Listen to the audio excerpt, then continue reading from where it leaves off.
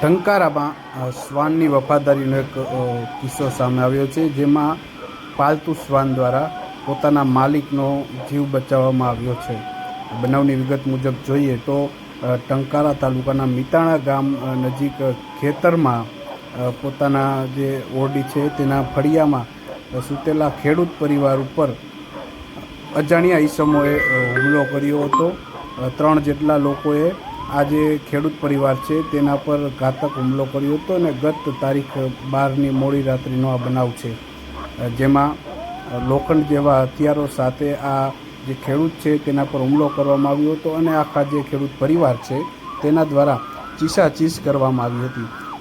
આ જે સમગ્ર બનાવ છે તેને જે ફળિયામાં જ બાંધેલો જે પાલતુ શ્વાન છે તે જોઈ રહ્યો હતો, પરંતુ કમનસીબે તેને ત્યાં બાંધવામાં આવ્યો હતો.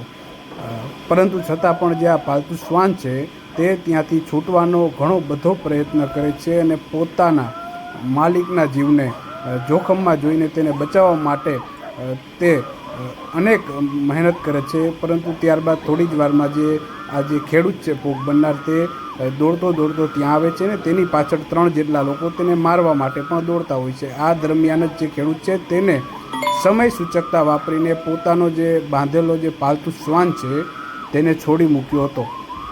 ત્યારબાદ જે આ પાલતુ શ્વાન છે તે પોતાની વફાદારીને સાબિત કરવા માટે આ જે 3 જેટલા હુમલાખોરો હતા તેની પાછળ દોડ્યો અને તેના પર તૂટી પડ્યો.